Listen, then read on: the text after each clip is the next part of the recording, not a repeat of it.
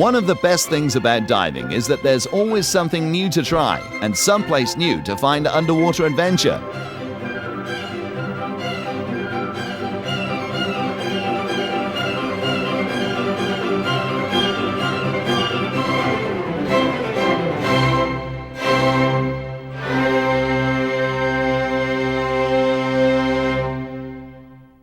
But some divers miss out on some of the best diving because they think cold water takes the fun out of diving.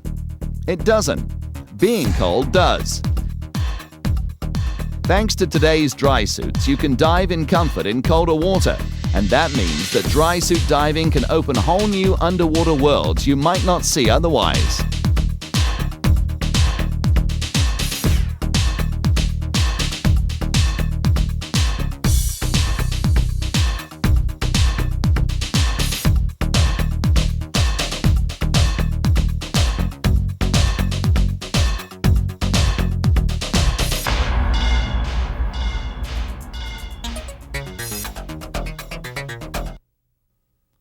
To understand dry suit diving, let's begin with a look at why you get cold underwater. We'll compare how dry suits and wet suits differ. Next, we'll go over the different types of dry suit construction, the undergarments you wear under them for insulation, and the appropriate weight systems, BCDs, and argon inflation systems you may use with dry suits.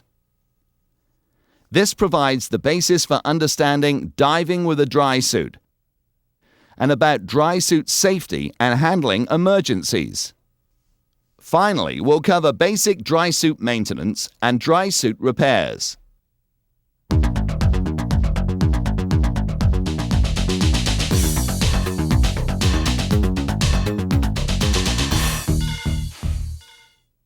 Practically everyone knows that water makes you cold faster than air at the same temperature.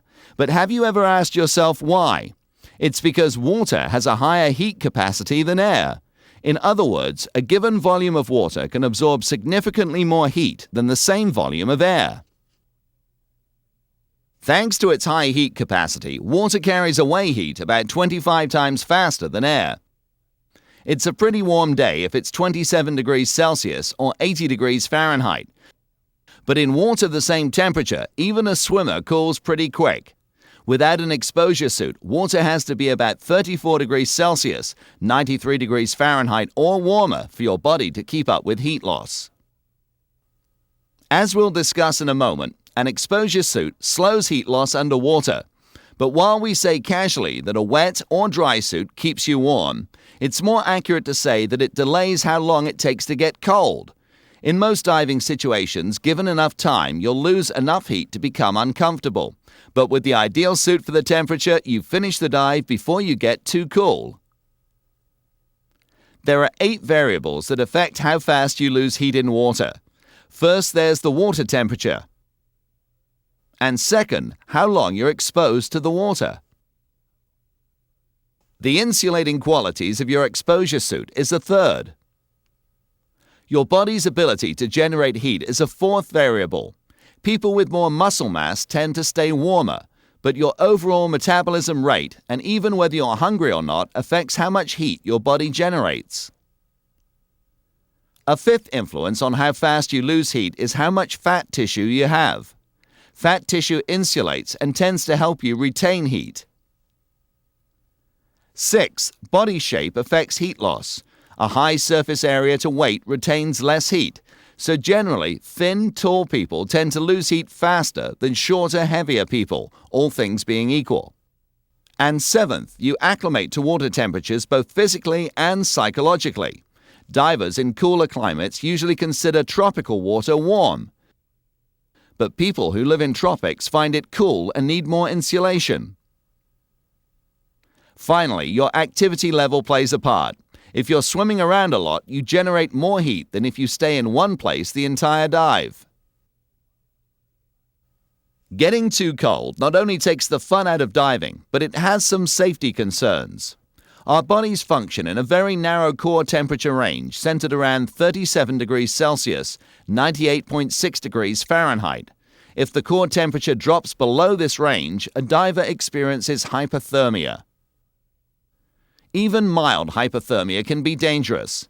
Initial signs and symptoms include uncontrollable shivering, extremity numbness, extremity blueness, fatigue and drowsiness. If it continues, the diver's decision-making abilities, strength, and endurance diminish. As hypothermia becomes severe, shivering stops, confusion sets in, followed by unconsciousness and eventually death. So remember, treat shivering as a warning sign, no matter what the water temperature or what kind of suit you're wearing.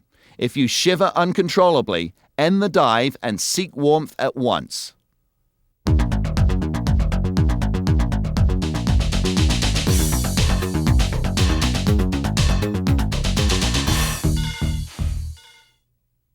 As you probably know, there are 3 basic types of exposure suits: bodysuits, wetsuits, and dry suits. Bodysuits, or skin suits, have some insulating qualities, but they're primarily to protect you from sunburn and abrasion. So let's focus on wetsuits and dry suits. Wetsuits and dry suits both insulate you, but in different ways. A wetsuit is made of foam neoprene, which is a good insulator. When you start your dive, a thin water layer seeps in between the neoprene and your skin and gets trapped. Your body quickly heats this water, then heat loss slows because heat transfers slowly through the neoprene. However, the trapped water does nothing to slow heat loss. It still carries heat away as fast as it's lost through the neoprene to the water beyond. It's only the neoprene that insulates you. Thicker neoprene provides more insulation. Dry suits, on the other hand, are watertight suits made of different materials that we'll talk about in a moment. The suit, and usually an undergarment, insulate like a wetsuit's neoprene, but you're also surrounded by gas, air, or sometimes argon. Air's lower heat capacity slows heat transfer away from your skin in addition to the undergarment and dry suit insulation. Unlike in a wetsuit, everything between you and the water outside the suit retards heat loss. This is why a dry suit insulates better. By adding insulation layers, you reduce heat loss further. Using argon insulates better because it has about half the heat capacity of air and conducts heat even slower. We'll talk more about using argon in a bit. With modern dry suits in good repair, most divers remain completely dry, though perspiration causes some normal dampness. A few divers, especially those with lean arms, experience minor leakage, mainly around wrist seals when your movements create momentary channels that let in water. You can avoid this somewhat by putting the wrist seals higher on your arm. Even with this occasional minor leakage, a dry suit lets you stay comfortable longer than a wetsuit and make more or longer dives in cooler water. You use air faster when you're cold, so you'll probably find you use less air when dry suit diving. And unlike wetsuits, which lose insulation as you go deeper due to compression, most dry suits insulate just as well deep as shallow. Other dry suit advantages include that you can vary your insulation to match the water temperature, and dry suits don't have to fit so snugly, so they're more forgiving when you're trying to find one the right size. And after a dive, wet wetsuits can make you colder due to evaporative cooling. Most dry suits don't have this problem, and the undergarments keep you warm after you take the suit off. Of course, dry suits do have their drawbacks. For one, they cost more than comparable quality wetsuits, though they have a long lifespan and your cost per dive is usually lower. Dry suits tend to have a bit more drag when you're swimming, and you may need to wear a bit more weight. If you expect your dry suit to give you reliable, dry, warm dives, you have to give it more pre-dive and post-dive care than a wetsuit. This even includes how you fold and carry it to and from the dive. So, there's no one right suit for all diving. You choose your exposure suit based on the water temperature, the weather, how long you plan to be in the water, how easily you chill, how much you'll be exercising, how deep you'll be, and how well you personally generate and retain heat. For cooler water, you'll usually want to choose a dry suit.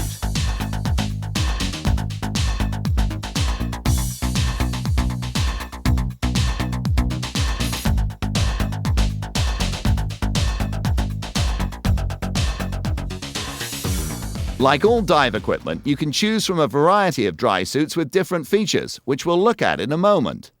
But all dry suits have special watertight zippers, seals at the neck and wrists, an inflator valve, and an exhaust valve. You need a special watertight zipper so you have an opening for getting into and out of your suit and still keep the water out when you're wearing it. Dry suit zippers grew out of zippers originally designed for spacesuits.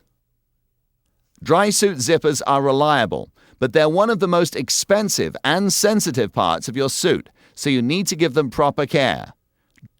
Different dry suits have zippers located in different places. Across the shoulders is the most common zipper location, but you need someone to zip and unzip for you. Diagonally from hip to shoulder is a self-don design that makes it possible to get into and out of the suit without help or with little assistance to get started. The horizontal waist zipper also provides self-donning. Which is best? The one you like the best.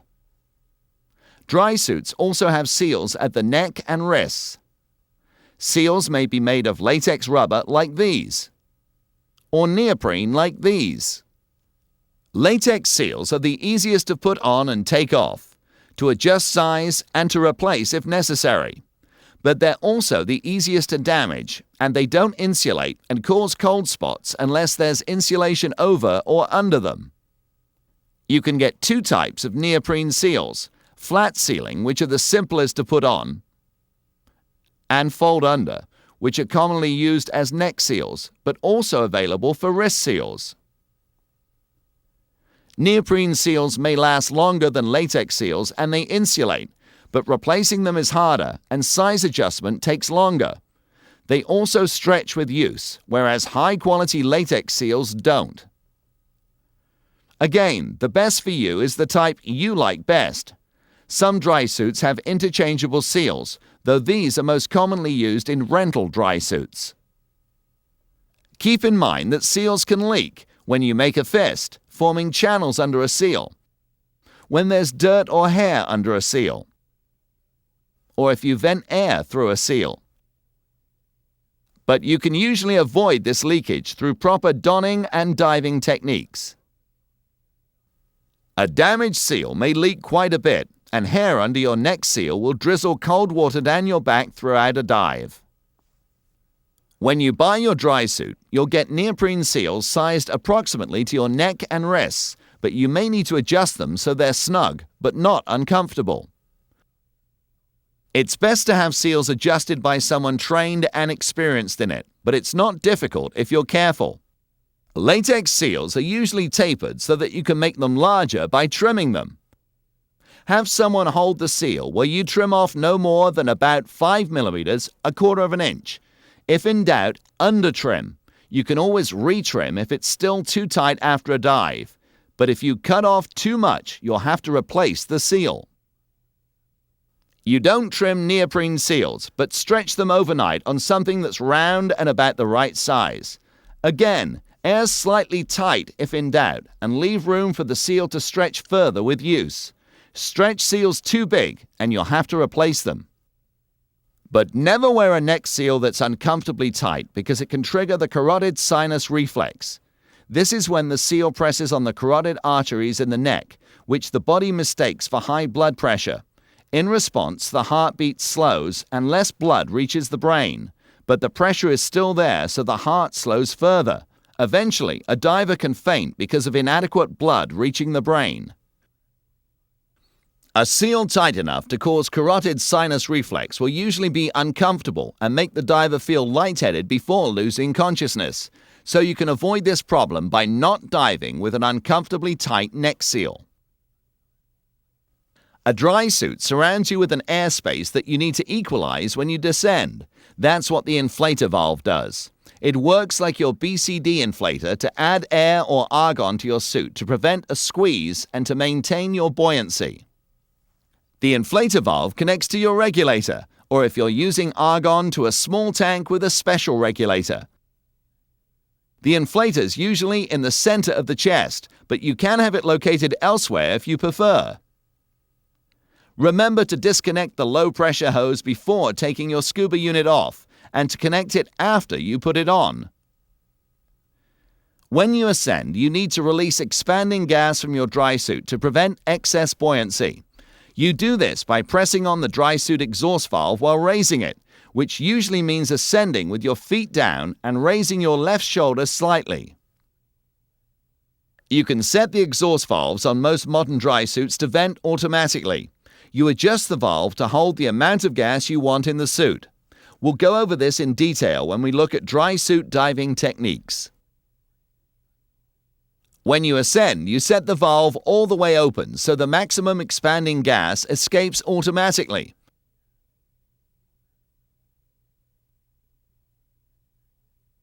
Of course, you can vent manually at any time just by pressing on the valve.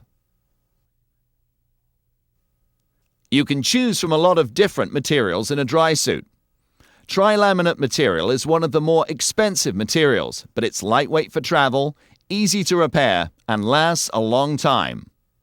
Coated fabric suits have most of the same advantages as tri-laminate, and some types are less expensive, but the lower-cost types don't last as long, so may actually be more expensive in the long run. Vulcanized rubber suits are some of the toughest, which makes them popular with commercial divers. They're easy to repair, but they're the heaviest. Like tri-laminate, they cost a bit more than other types, but they last long enough to be a good buy in the long run. Crushed neoprene is wetsuit material intentionally crushed to eliminate its buoyancy or insulation. It's very comfortable, durable, and long-lasting, making them popular with wreck divers. They're easy to repair, but you have to dry them first, which can take a while. And like a wetsuit, you can get a bit of evaporative cooling out of water. They cost about the same as tri-laminate, but are one of the longest-lasting suits. The first modern dry suits were made of wetsuit neoprene like this. Unlike all the other types, neoprene dry suits require no undergarment for warmth unless you dive deep. They're comfortable and moderately priced and easy to repair like crushed neoprene. The primary drawbacks are that they lose insulation with depth, and over time, just like a wetsuit, you have evaporative cooling out of water, and they require the most weight. Obviously, the best dry suit material is a compromise of characteristics and economics. That's why you might want to choose a composite suit, which uses two materials. This suit uses crushed neoprene from the waist down for maximum comfort while swimming and durability in the high-wear leg area. Above the waist, tri-laminate makes the suit lighter and more compact for traveling. In addition to the dry suit itself, you need to keep your head, hands, and feet warm. For your head, you'll use one of a variety of hoods. For many dry suits, you use a wetsuit hood without a bib. Other dry suits provide a warm neck collar to hold a hood bib over a latex neck seal. Latex hoods are usually dry hoods attached to the suit, though there's a neck seal too in case the hood leaks. Latex hoods require an undergarment skull cap for insulation. Virtually all quality dry suits made today have built-in boots, but you can choose from degrees of ruggedness ranging from standard boots to heavy-duty hard sole types. In recreational diving, the usual practice is to use wetsuit gloves with your dry suit. In colder water, 3-finger mitts give you the most warmth. In moderately cool water, standard 5-finger gloves offer some dexterity. And in water above 12 degrees Celsius, 54 degrees Fahrenheit, some divers cut the fingertips off for more dexterity at the sacrifice of some warmth and hand protection. You tend to be hard on the knees, so knee pads help protect the suit. You can get similar pads for the elbows, buttocks, or other areas. Utility pockets on the thigh come in handy, though add some drag, and many divers like a knife pocket. Suspenders hold the suit uniformly and prevent sagging at the waist, with the side advantage of holding the suit up when you're wearing it between dives. Telescoping torsos provide extra suit length for getting into a self-donning suit. The extra length folds back over itself once you have it on and gives you some adjustability in the suit's fit. Most significantly, it accordions in and out when you bend at the waist or raise your arms, giving you more room to move without making the suit baggy. This is especially useful with materials that don't stretch, like trilaminate.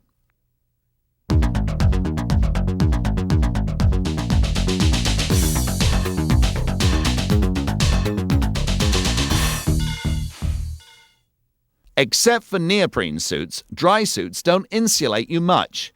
To do that, you wear an undergarment. Undergarments provide insulation by trapping air or argon, and through its own insulating characteristics.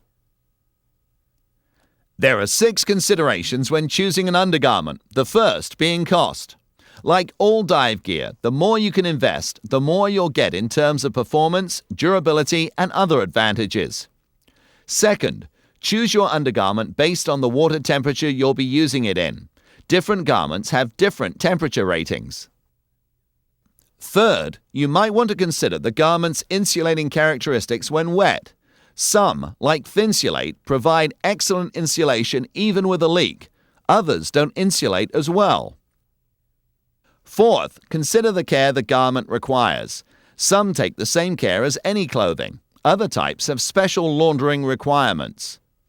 Fifth, think about the garment's bulk. Some materials have little bulk, whereas others require more bulk for the same insulation. Less bulk makes it easier to get into and out of your dry suit, and minimizes the weight you need to wear. Finally, be sure to choose a suit that doesn't restrict your movement or range of motion. Remember, you'll be swimming in this suit, so you'll need to be able to move comfortably. Depending on the water temperature, you may want extra layers around your torso. Be sure that anything you wear against your skin has wicking properties that carry away moisture. If not, add the layer over your undergarment. Wearing the wrong material against your body, like cotton, will trap moisture and actually make you colder instead of warmer.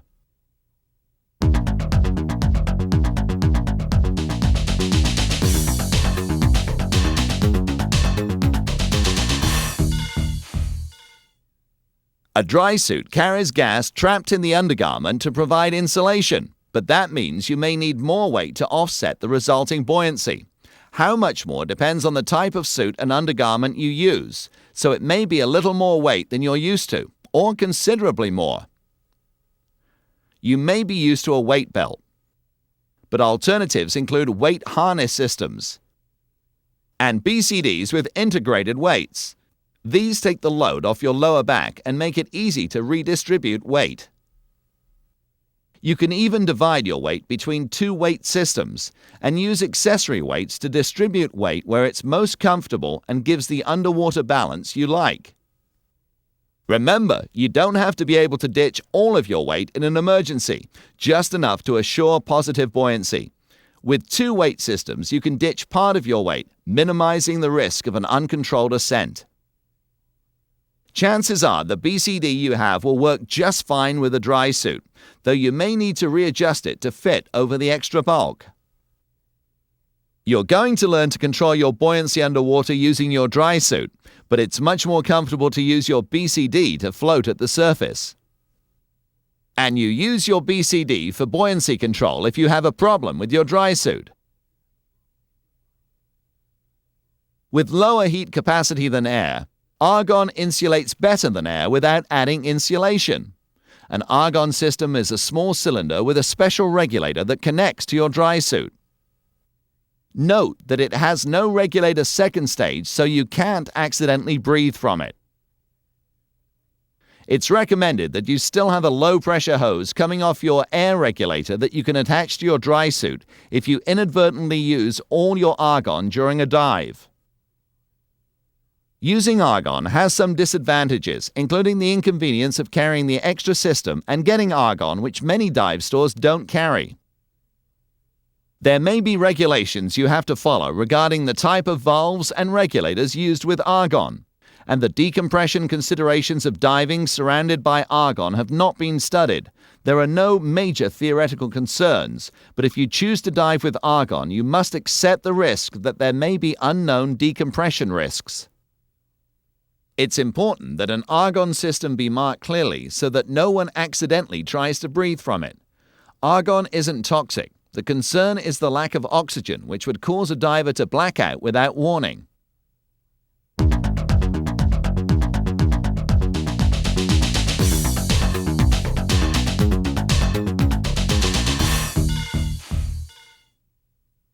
Now that you're familiar with the components that make up your dry suit system, let's look at the procedures for putting it on and diving in it. If it's warm out, wait until the last moment possible to get into your undergarment and dry suit. Begin by removing any jewelry, watches, or anything that could damage your wrist or neck seals. How you don a suit varies with the model, but with most, you begin by stepping in, pulling it up to your waist, and putting on the suspenders if the suit has them. Usually, your arms go in next. You may want to lubricate the seal with talcum powder or as recommended by the manufacturer so they slide on easily. Take your time. Put seals on slowly and carefully so you don't damage or stretch them out of shape. Be sure each seal lies flat and doesn't have hair or anything else under it. The last seal is your neck seal. If you have a neoprene neck seal, note how you fold it under. With either latex or neoprene, you may want to get your buddy to check that it's flat and that there's no hair trapped beneath it. Secure the foot straps if your suit has them, if you haven't already. Now you're ready to zip up. You can do this yourself in a self-donned suit. Pull slowly, steadily, and never force the zipper. Get your buddy to zip you up if you're wearing a shoulder entry suit, but it's a good habit to give the zipper a final tug yourself to be sure it's closed. If your suit has a telescoping torso, fold it over and secure it after the suit's zipped. The last step is to purge the suit of excess air so it doesn't balloon around your neck after you get in. Hold open your neck seal and crouch into a ball. You'll feel the air jet past your face. Replace the seal and stand up. Now you're ready to finish gearing up and go diving. If you're using argon, re-inflate the suit with argon and do this again to flush air out of the suit for better insulation. After your pre-dive safety check, which should include checking your dry suit valves for proper operation, put air into your BCD so you'll float comfortably and enter the water. If there's a bit too much air in your suit, release it through the exhaust valve. Relax using your BCD for positive buoyancy. Now you can check your weight. Purge your suit of excess air and open the automatic exhaust valve all the way. Then, with your regulator in your mouth, empty your BCD and hold a normal breath and see how high you float in the water. Add or subtract weight until you float at eye level. Then, if you're checking your weight with a full tank, add 2 to 3 kilograms, 5 to 6 pounds. The extra weight compensates for the weight you lose as you consume air. Without it, you may have too much positive buoyancy at the end of the dive to comfortably make a safety stop. You usually need to recheck your weight when you change undergarments, dry suits, or go from fresh to salt water, or vice versa. After your weight's set, you're ready to descend. Make sure all the air's out of your BCD and exhale. That should start you downward. As you descend, you'll feel the dry suit squeeze around you as the water compresses the gas inside. Adding air or argon offsets the compression to prevent a suit squeeze and to keep your buoyancy under control. Lower your left shoulder and the exhaust valve as you add gas in short bursts. Short bursts control your buoyancy more effectively, and in very cool water, this helps avoid freezing up the inflator valve. With your descent under control, you may want to shift to a more horizontal position, like this, to help distribute gas throughout the suit. At the bottom, if you find you're a bit too heavy, close your exhaust valve a turn so your suit holds more gas. When you're properly weighted, you'll only need to make minor adjustments, if any. Now enjoy your dive. Add gas as you descend. And by keeping the automatic exhaust valve at the highest point whenever you go up a bit, expanding gas vents automatically. During ascents, expanding gas escapes automatically, but set the valve all the way open so it releases gas easily. Ascend with the valve at the highest point on the suit, and you can manually exhaust as needed to keep up with gas expanding in your suit. When you reach the surface after your safety stop, inflate your BCD so you float comfortably.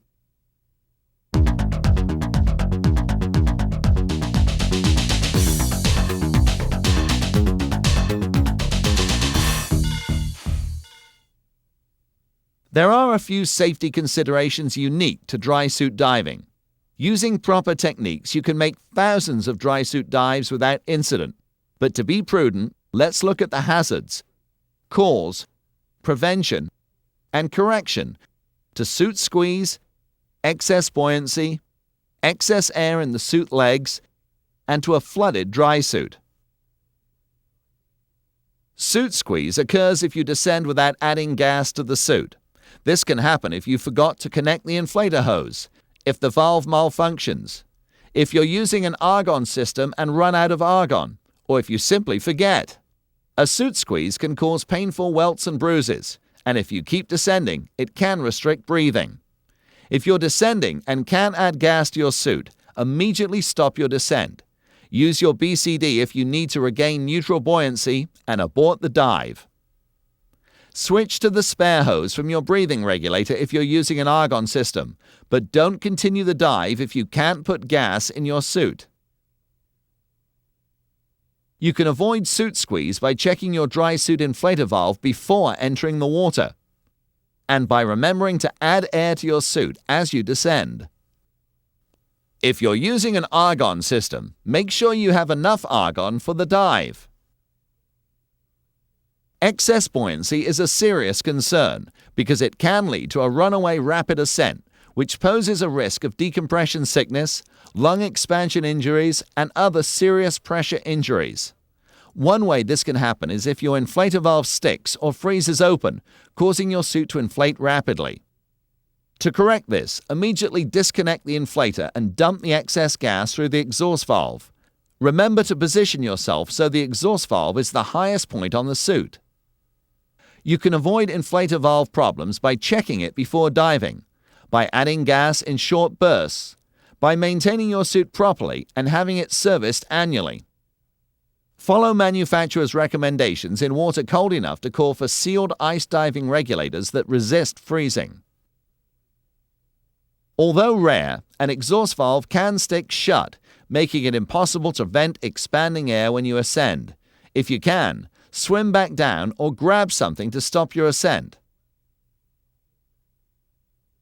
Control your ascent by releasing air from a wrist seal.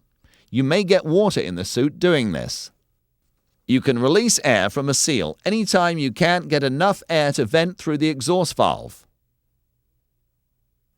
Avoid a stuck exhaust valve through proper maintenance and by checking it before each dive. You have to offset too much weight by putting more gas in your suit. Expanding gas when you ascend can exceed what can dump through the exhaust valve. If this happens, stop and let the valve catch up.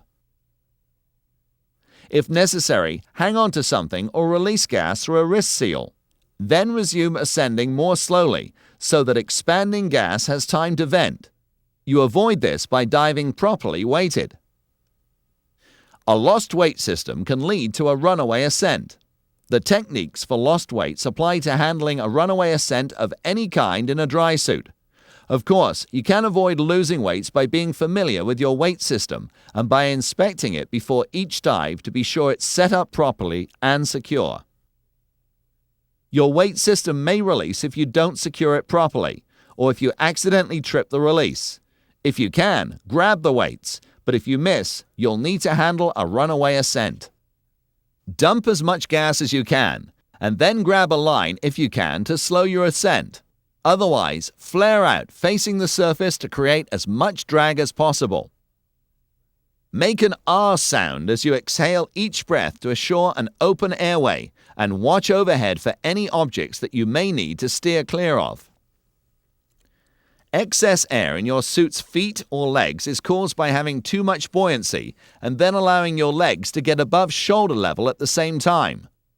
This can cause an uncontrolled rapid feet-up ascent, sometimes making your fins pop off and leaving you floating upside down at the surface.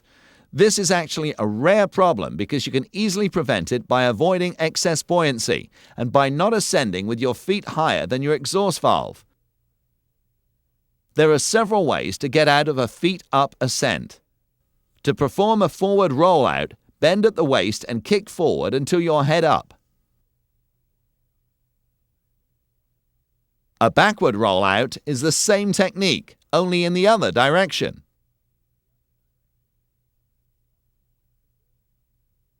The ball tuck method is useful if your legs are too full to swim effectively, or if there's no room to swim. Tuck, roll on your back, and dump air. Your instructor will have you practice these techniques. If you can't stop the ascent and end up floating upside down at the surface, you may be too buoyant to get upright just by swimming. Inflate your BCD to bring your head up to the surface, then deflate your suit. If you take care of your dry suit, you'll have few, if any, incidents when your suit floods, but it can happen. Normally, you'll notice a leak as soon as you get in the water, but it can also take until you're into the dive before you notice a leak. Most leaks are minor and are caused by a damaged zipper, material caught in it, or failure to close it all the way. Seal leakage due to hair, dirt, poor adjustment, or damaged exhaust valve leakage due to poor maintenance, or tears and holes caused by wear, chafing, puncture, or delamination. Avoid leaks through proper maintenance and by closing the zipper carefully. If you do experience a leak, abort the dive. It's rare to have a massive flood that fills your suit with water. It's usually a cool, spreading drizzle that's not comfortable, but doesn't interfere with buoyancy control or even making your safety stop. If you do suffer a major flood, you may need to use your BCD to control your buoyancy. If your suit loses too much buoyancy, it may help to drop some of your weight, but be careful to avoid a rapid ascent. Depending how wet you become and the water temperature, it may be best to skip a safety stop and seek warmth immediately.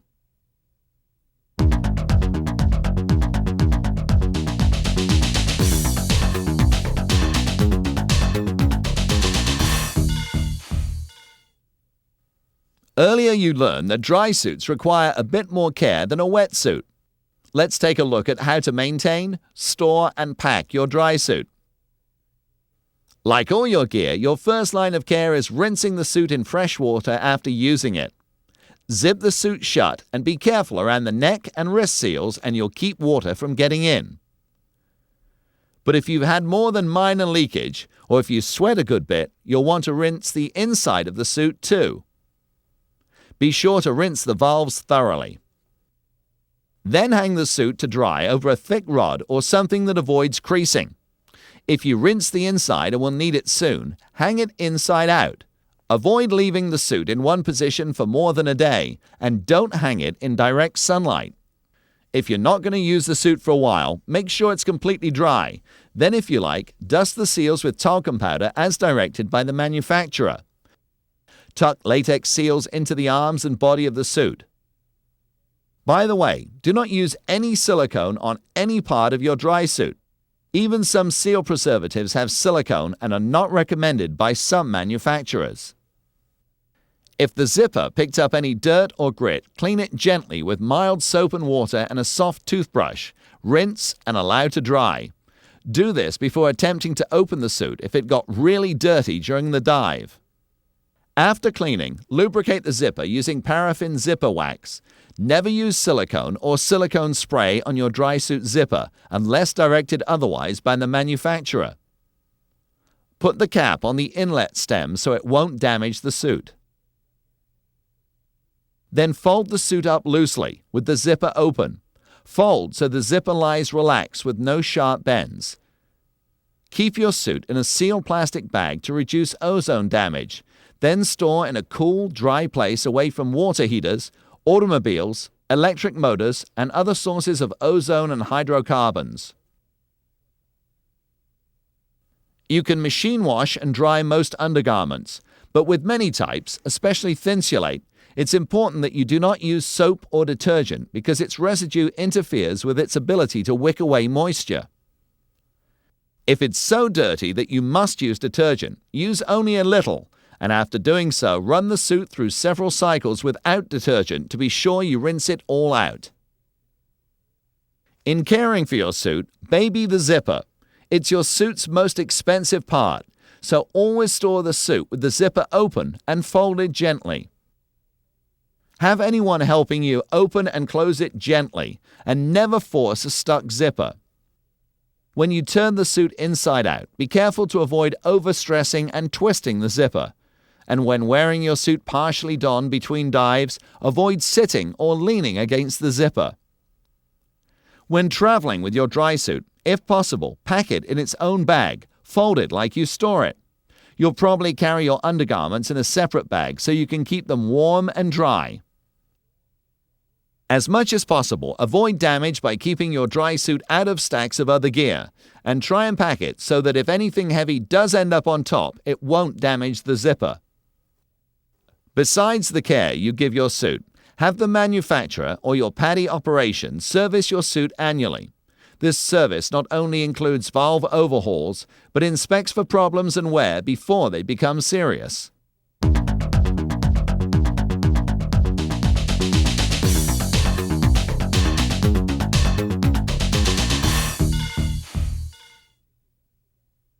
If you're going to dive in a dry suit, you have to accept that you're going to need to repair a small leak once in a while.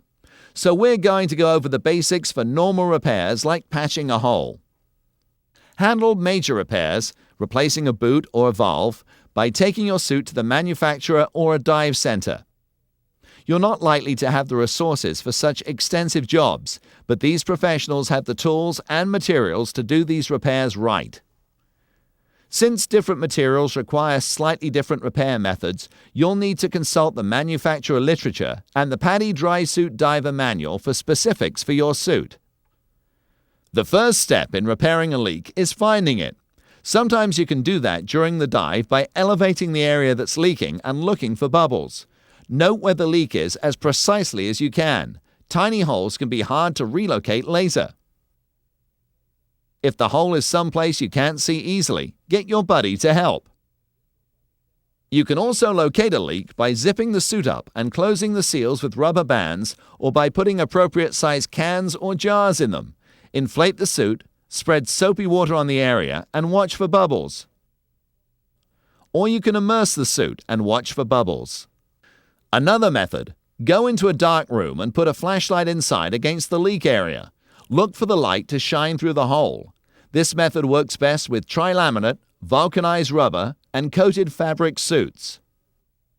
When you find it, mark the spot with a laundry marker or some other non-permanent marker. Keep looking until you're sure you've found all the holes. Before beginning your repair, the patch area must be dry on both sides.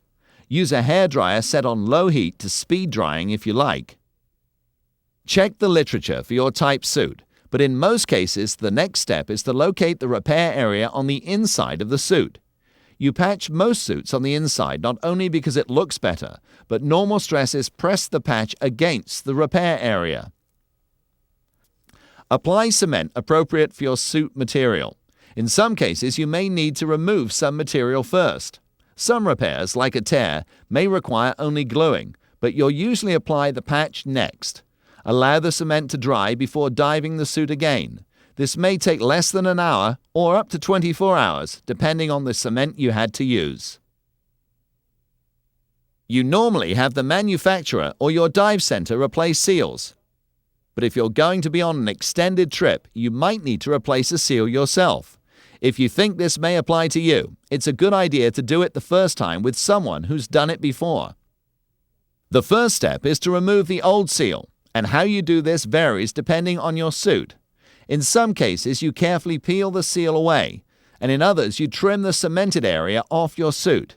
Again, you need to check the specifics for your suit. Next, clean the seal area to remove all remaining glue and material, or rough the remaining seal so you'll get a good bond when you glue on the new one. Glue the new seal on carefully and evenly. Some seals may require an initial cement to bond the seal to the suit, followed by a cement that goes over the bond to assure that there's no leakage.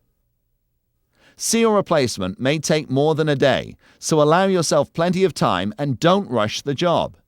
Again, it's generally preferable to have the manufacturer or your dive center do this.